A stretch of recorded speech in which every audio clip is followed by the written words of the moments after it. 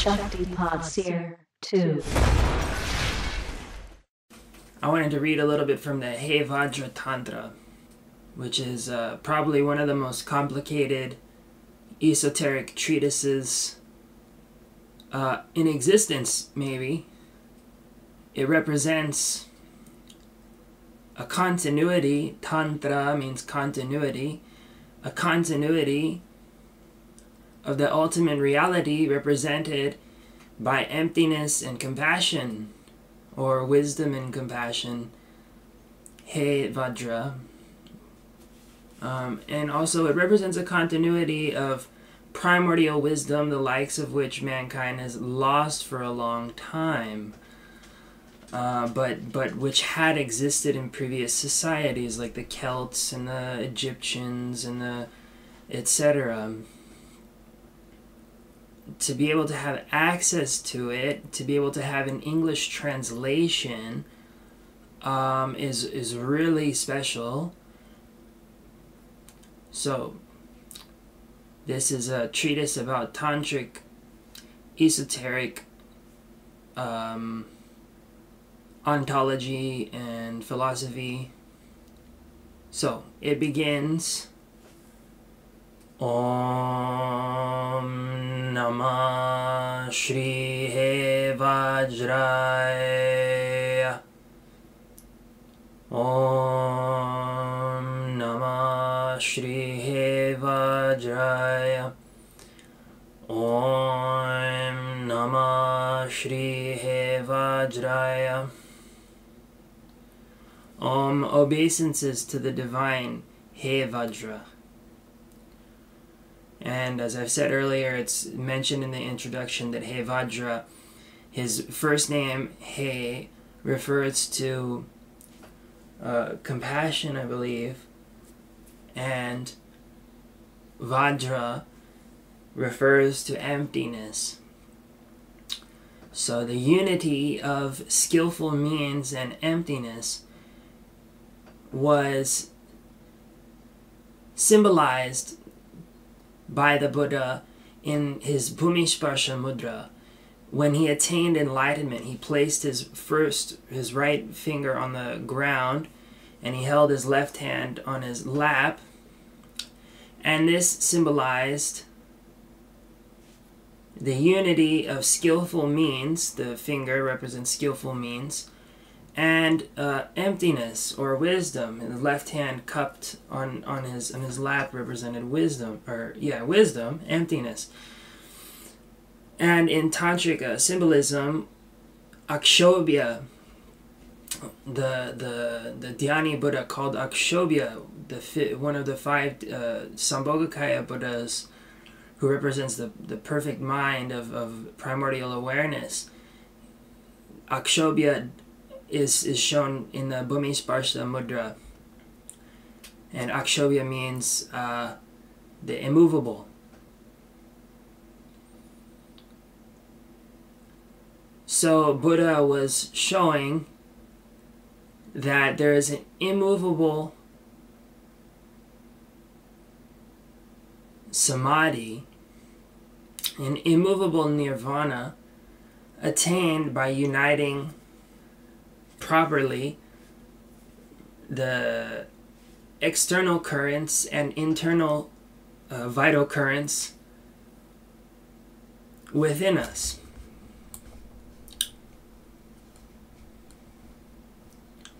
What we experience as quote-unquote inside and outside, although we're very accustomed to just kind of thinking it as being there by itself as a result of no particular process at all, but the very nature of inside and outside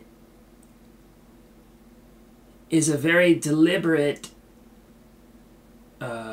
setup, a very deliberate platform.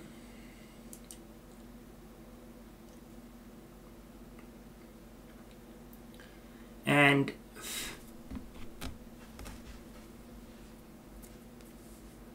so everybody kind of represents in this way two streams. We intake sensory knowledge, right? in the form of sound, in the form of vision, in the form of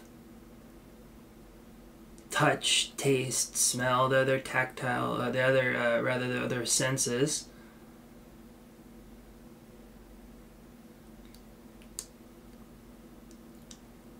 And we also exude sensory information, or whatever that it is. We provide a vision to other beings who have senses. We provide mental stimulation through our words. So there's a interdependent process going on between everybody, where each of us represents this male and female, or internal and external process of experience. So my relationship with the external requires skillful means, right? If I'm not skillful when I'm piloting my body, or refer to it that way, even though there's no real ego which can pilot a body, but just for relative sake, when one is going about their lives, they have to have the skill of knowing how to walk, have to have the skill of knowing how to express oneself, have to have the skill of, whatever old thing that you need to accomplish your task. And even more than that, just a basic foundation of our experience is defined by our skill and means, or our lack thereof.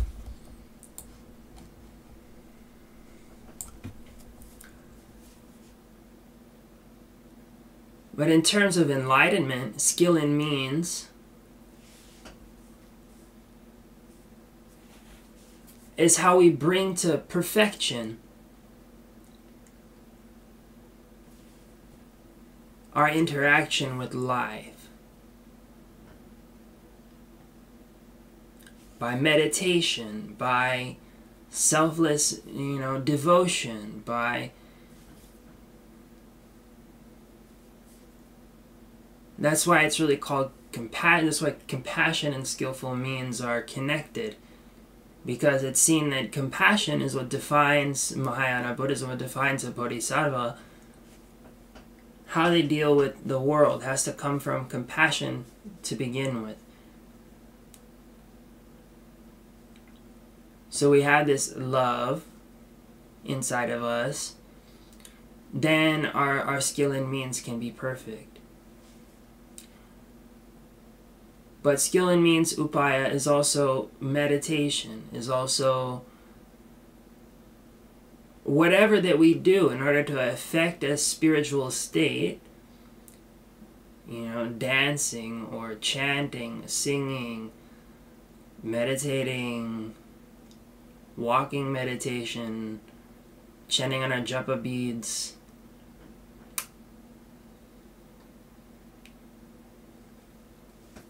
Whatever the case may be.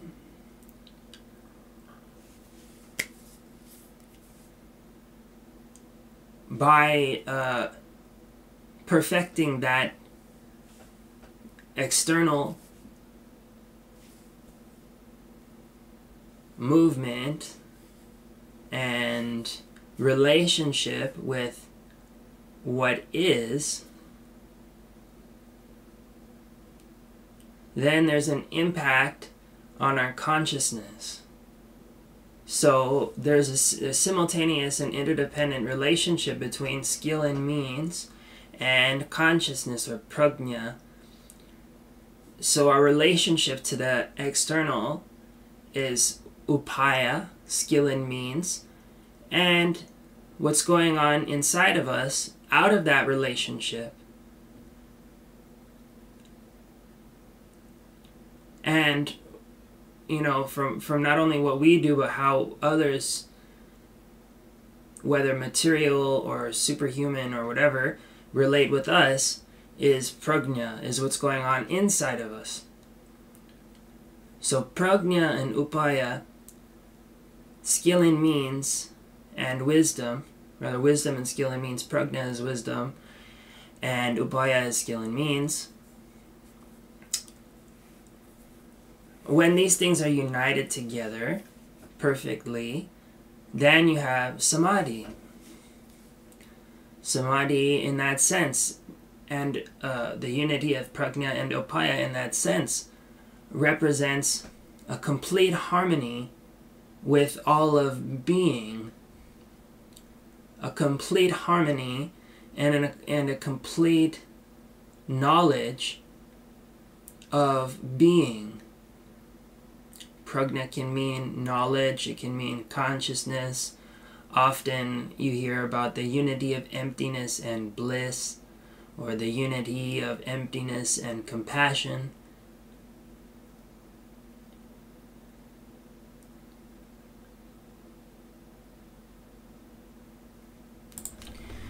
So, by this developing of intuition, by this developing of a harmony of not only our body and mind, but everything that's going on outside of us and within us, developing it up to a perfect harmony, is the essence of enlightenment.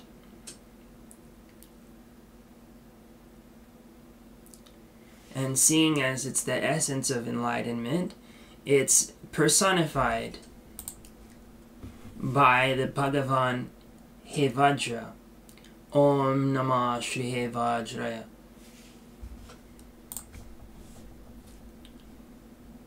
So that's the meaning of Hevajra, and that's why that Hevajra is Hevajra. So he represents the divinity which is attained by bringing to fruition all of the potential activities and knowledge which is attained through the interrelationship of all things. And that's why it's called Hevajra. And that's why he's called Hevajra, rather. And his consort is Nairatmya, which means no self. So, due to the emptiness of interdependent origination, the active effect, the prajna, his consort, is Nairatmya, which is a non-self.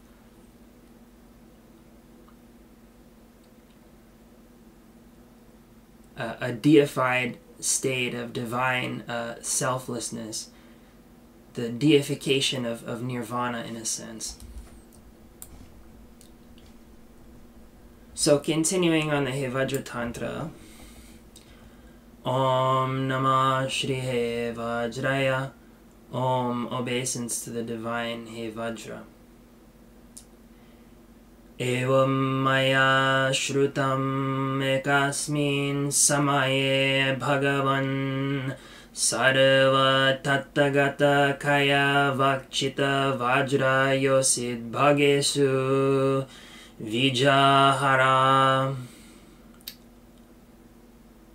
Thus I have heard. At one time, Bhagavan dwelt in the wombs of the Vajra lady, which are the body, speech, and mind of all the Buddhas. At one time, Bhagavan dwelt in the wombs of the adamantine lady, the indestructible lady, the diamond lady, the Thunderbolt Lady, which are the body, speech, and mind of all the Buddhas.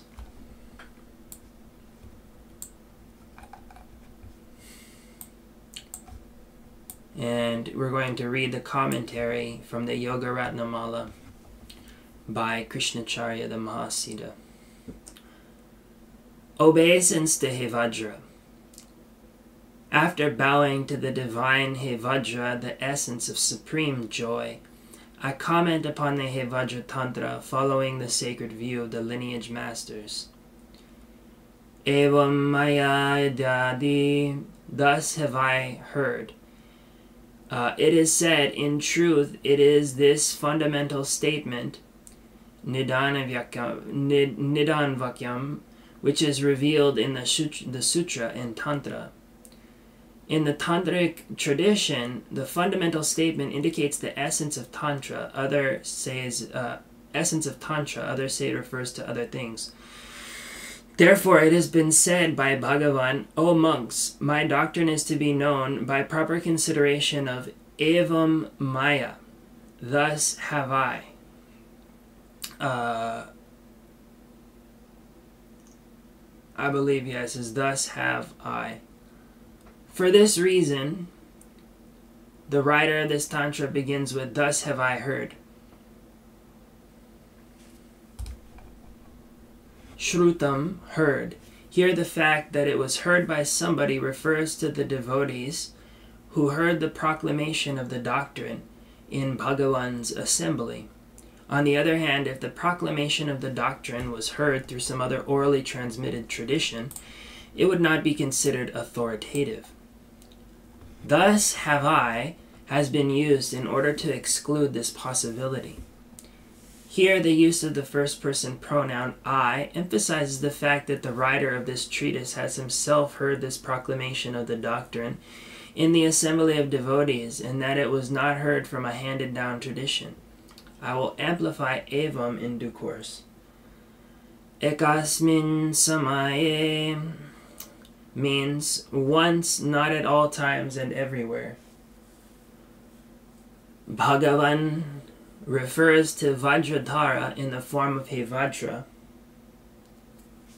Bhagavan is the one who has bhag, that is, lordliness, and the other auspicious qualities. It is said the 6 qualities, lordliness, abundance, grace, excellence, splendor, and meaningful application of knowledge are called bhag. This is exactly the same definition of Bhagavan that was given by Sri Rupa Goswami in the Gaudiya Vaishnava tradition. Of course, the traditions of the Mahasiddhas set the foundation, which allowed for Gaudiya Vaishnavism and allowed for a lot of Sufi sects and the Baul sects, B-A-U-L, Bauls.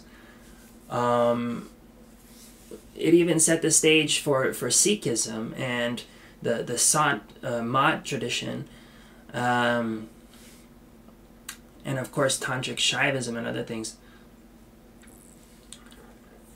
So the traditions of the Mahasiddhas were the foundation for a tremendous explosion of religious growth, which happened in northern and eastern India around the time after the 14th century. So, bhaga means the 6 qualities: lordliness, abundance, grace, excellence, splendor, and meaningful application of knowledge. Vijahara, dwelt. The Bhagavan pleasurably dwelt within the abodes of the Buddha, the Enlightened One. Where exactly did Bhagavan dwell? Sarva Tathagata Kaya Vakchita Vajrayo Sid Bhagesu. In the wombs of the Diamond Lady, which are the body, speech, and mind of all the Buddhas. In the wombs of the Diamond or Vajra Lady, which are the body, speech, and mind of all the Buddhas. Bhagavan dwelt in the wombs of the Vajra Lady, which are the body, speech, and mind of all the Buddhas. The body, speech, and mind are the three secret centers. Triguya Samhara. The three secret centers. These three centers constitute the form of Bhagavan Vajratara, which is known as the source of nature, Dharmodaya.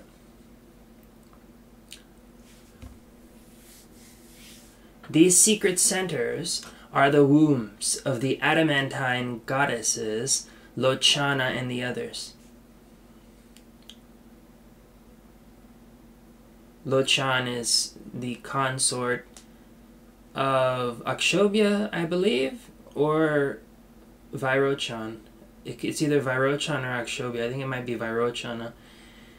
The consorts of the Dhyani Buddhas dwell within the Triguya Samhara, the three secret centers, which are also known as the source of nature, and the form of the Bhagavan, of the Lord, Vajratara. Vajratara means holder of the diamond scepter.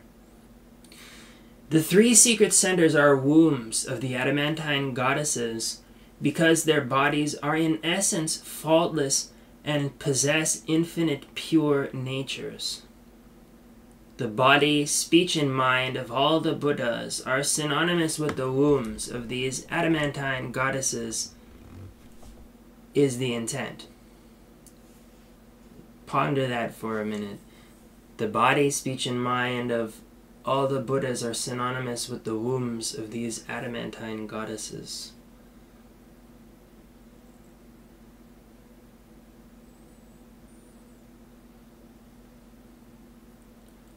The Bhagavan, together with his retinue, having obtained residence within the wombs, tranquilly passed his time there in the inner chamber, which is the most secret of secret places.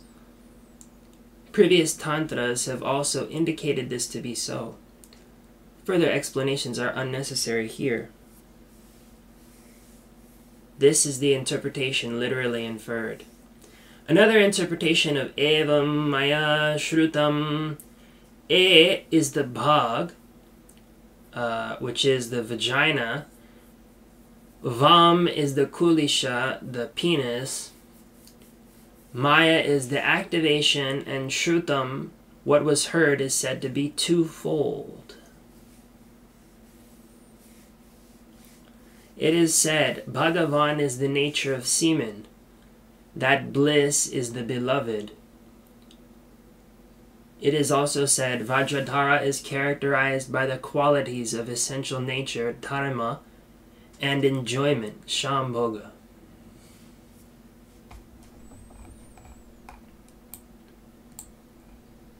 And again, as relative, white like jasmine, as absolute, essentially blissful.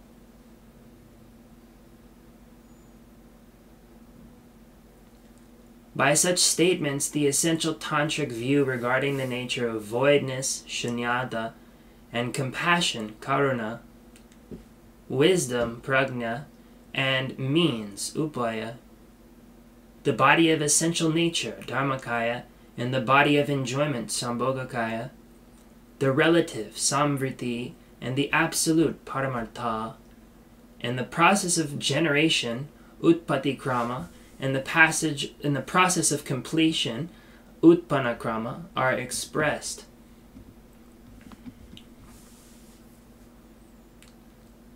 Regarding this, it is also said, he symbolizes great compassion. He, the syllable he, symbolizes great compassion, and the word vajra symbolizes wisdom. Now listen to this tantra which I proclaim that is the essence of wisdom and means. This being so, at one time, etc., is clear. Some say this is the interpretation according to the lineage holders. And again, this interpretation of evam maya shrutam, is known as the earth element. E is known as the earth element. the seal of the ritual, karma mudra, and lochana. Lochana is in Lochan is in the lotus of 64 petals in the center of creation, Nirmana chakra, located in the navel. Vam is known as the water element, the seal of essential nature, Dharma mudra, and Mamaki. Mamaki is in the lotus of 8 petals in the center of essential nature, Dharma chakra, located in the heart.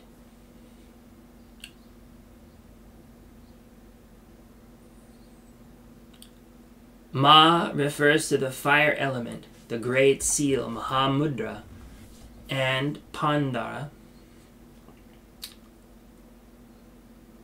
Pandarasvini, I believe they're talking about, which is the consort of Amitabha. Pandarasvini is located in the lotus of 16 petals in the center of enjoyment, Shambhoga chakra, located in the throat. Ya is said to be the air element, the seal of the sacrament, Samaya mudra, and Tarini, green Tara, basically.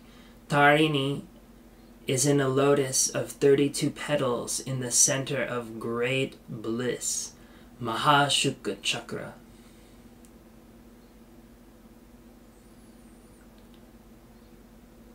Shrutam is said to be the innate, or sahaj, which is of 2 kinds.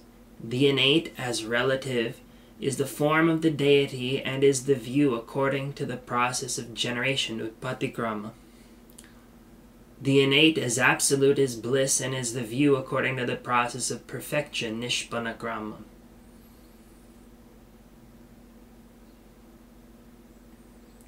The doctrinal instructions of the Buddhas are founded upon these 2 truths.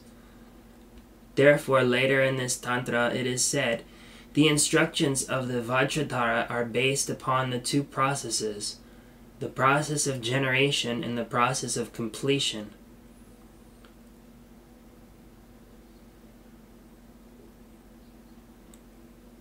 Such is the interpretation of "thus I have heard." The interpretation of "at one time," etc. is the same as previously given.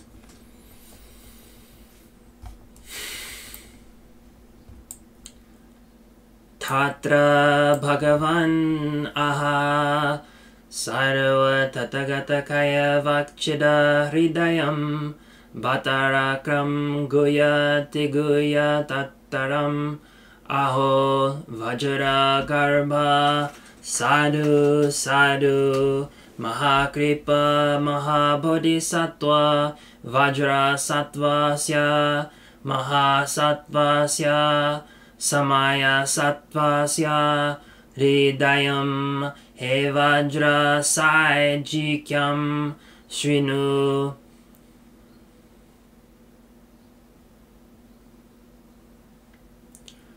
There the Bhagavan spoke. There the Bhagavan spoke. The heart of the body, speech, and mind of all the Buddhas is the noble Lord, who is the most secret of all secrets. O Vajragarbha, thou great Bodhisattva of great mercy, listen to the essence of Vajrasattva, Mahasattva, and Samaya Sattva, which is known as Hevajra. Tatra, there.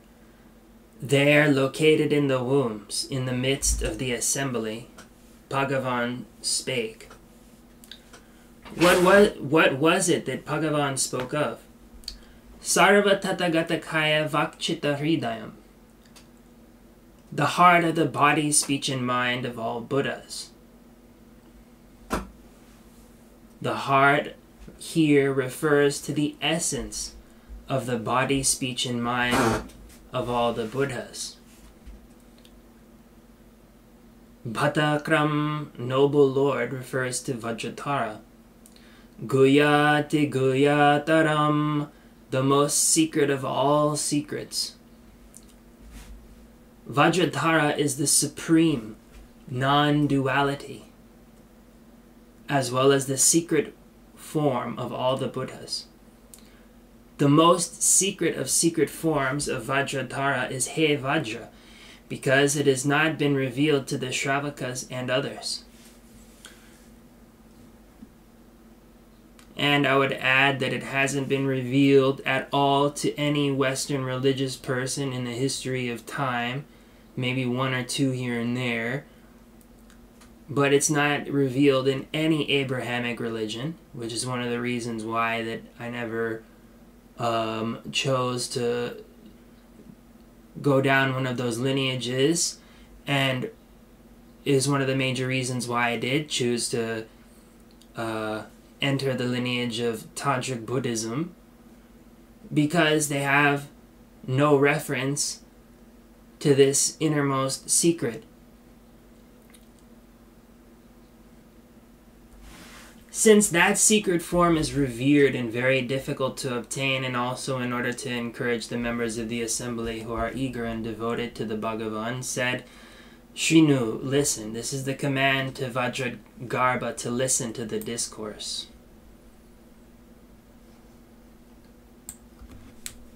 Vajragarbha uvacha. Vajra sattvo bhavet kasmat mahasattvo bhavet katam samaya sattvo bhavet kena kattayatu bhagavan mai. Vajragarbha asked, explain to me, O Bhagavan, whence Vajrasattva, how so Mahasattva, and by what Samaya Sattva?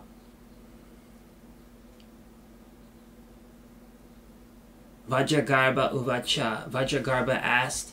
What did Vajragarbha ask? He asked 3 questions.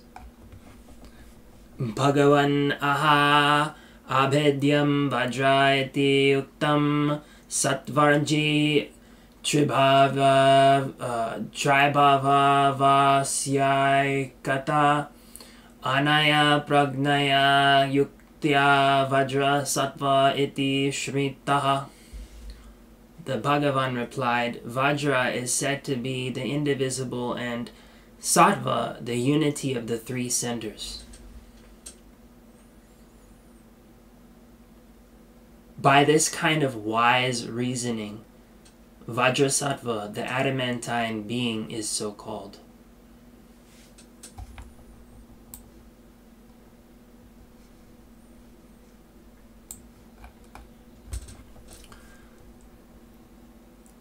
Abhedyam, indivisible. This means not divisible, that is, not capable of being attained through debate, because it is the voidness of all natures.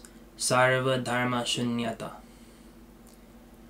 Regarding this, Aryadev has said, by talking in terms of voidness, the argument is overthrown, since by voidness everything is overthrown, including the debated point.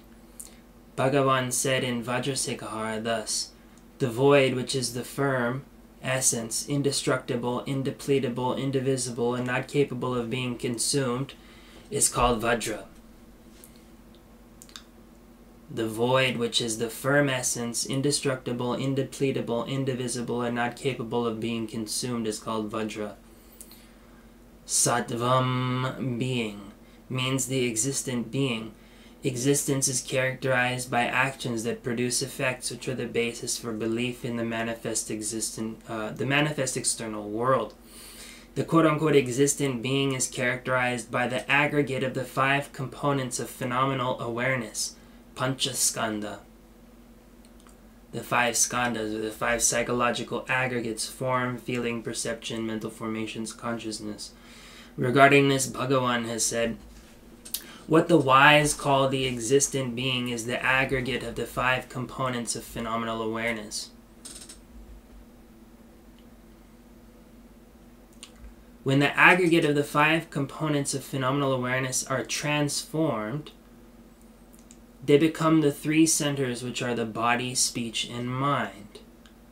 Tribhavya Tribhava Syai-kata, the unity of the three centers. The unity of these three centers is the state of non-duality which occurs from the arising of inner radiance, or innate radiance rather, Prabhasvara.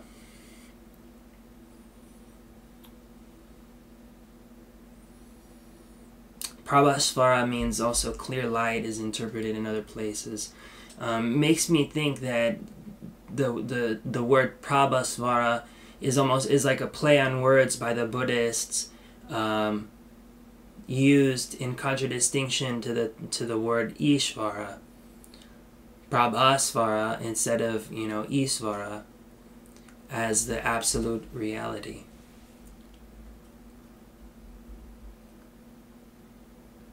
Anaya pragnaya yuktiya, by this kind Mahajnana rasai purno mahasattvo nigadyate nitya samaya pravritatvat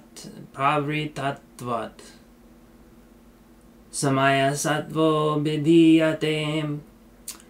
Mahasattva is so called because of being full of the flavors of the great knowledge. Samaya sattva is so called because of being uninterruptedly active at all times. Mahajnana, the great knowledge. The great knowledges are the doctrines of the Mahayana tradition. Bhuma, full, means satiated by relishing the flavors of the doctrines. This is the intent. Within the inner chamber made of the most brilliant of precious gems,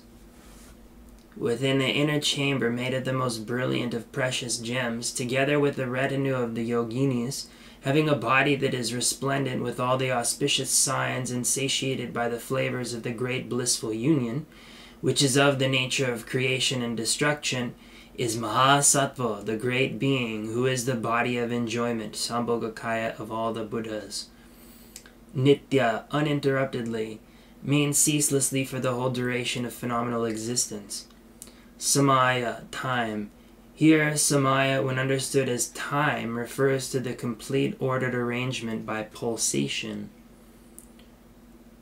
Samaya, as the observance of the vow, is the proper ordered application of the various means to attain the three centers. Samaya Sattva is so called because of being ceaselessly active in this manner. Samaya Sattva refers to the body of creation, Nirmanakaya, which is the source of the endless manifestations of the Buddhas. Vajragarbha uvacha Hevajran tu bhaved kena idir saran namasarukraham he karena kim akyatam vajre kapi kirnuchate. Vajragarbha asked, what is intended by the composite name Hevajra? What is proclaimed by the sound He, and what by Vajra? Vajragarbha uvacha. Vajragarbha said, what did he say? He asked regarding the significance of the name Hevajra, whose nature has been indicated to be that of Vajratara. Bhagavan aha hekarena mahakaruna vajrana prajviya cha bhayate pragno payatmakam tantraran tanme nighaditaran shrinu. Bhagavan replied, He symbolizes great compassion, Mahakaruna, and Vajra symbolizes wisdom, Prajna. Now listen to this Tantra that I proclaim, which is the essence of wisdom and means. Hevajra, by the analysis given above, within the composite name Hevajra, the essence of wisdom and means is contained. Tantraran, Tantra, is a treatise. A Tantra is composed utilizing three compositional facets. They are said to be the source facet of a Tantra, the fruit facet of a Tantra, and the means facet of a Tantra. Source refers to those beings who belong to the diamond family. fruit to the perfected form of Hevajra, and means to the methods of practice which will be described.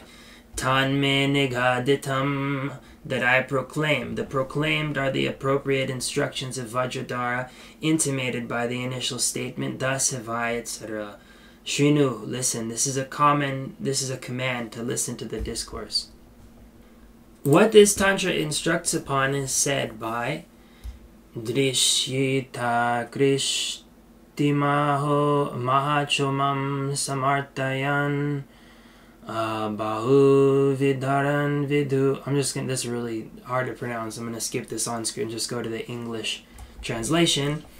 The technical proficiency of this Tantra is known to be manifold. This Tantra teaches the gazes, G-A-Z-E-S, like to gaze, how to attract, the great secret sign language, how to paralyze, how to drive away, and the magical power of paralyzing an army.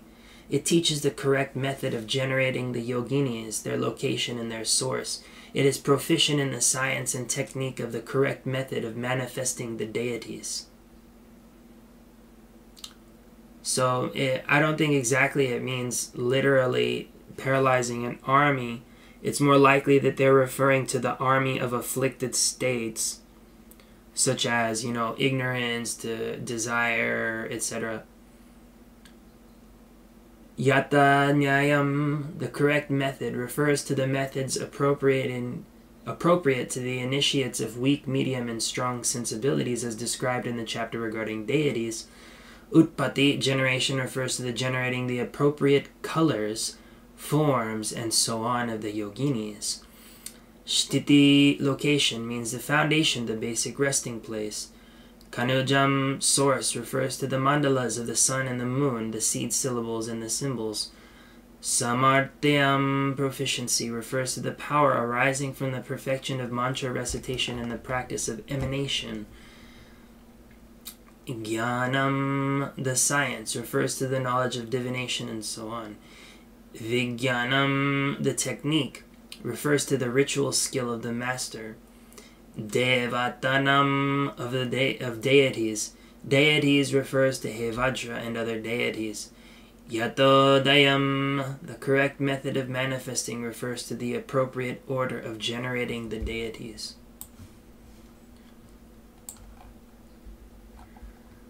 Next verse. Pratam tavad bhavedekam herukot patikararam, etc. Let's just translate it into English. The first among these techniques is one method, the method of generating the heruka. For it is by utilizing the existent itself that men are liberated, O Vajragarbha of great mercy. Men are bound by the bondage of existence and are liberated by understanding the nature of existence. O wise one, existence should be conceived through the understanding of non-existence, and likewise the divine Heruka should also be conceived through the understanding of non-existence. So that kind of relates to what I was saying earlier about the companion of Hevajra being Nairatmya, which means selflessness. So the Tantra here says that the divine Heruka should be conceived through the understanding of non-existence. And this really should be understood in the context of Madhyamaka. So it's helpful to have a kind of basic understanding of Madhyamaka, the middle way school of philosophy in Buddhism, so that we don't fall into the error of interpreting non-existence to mean something nihilistic or nothingness. Pratamam ityadi, first, etc. Why is it first? It is first because here in the mantra Mahayana tradition, novices are first introduced to the emanation of the deity's form. Regarding this, it is said in the Tantra, for the accomplishment of all their goals, the novices are instructed upon the emanation of the deity's form first. Ekam karanam, one method. It is said to be one method with reference to the other. the second, which is the process of perfection that will be described later, the first method is the great means. Bhavenaiva, by utilizing the existent itself. Exists means arises or manifests. Existence is a process of one state becoming another state. The body, characterized by the aggregate of the 5 components of phenomenal existence, is liberated by utilizing what exists. This is an important aspect of the Hevajra Tantra, which also is famous for quoting the quote that by which man falls, he must liberate themselves with. Something like that. That by which one falls, one is liberated by. Means that you have to use what's there in order to achieve liberation. Phenomenal existence is liberated by utilizing what exists.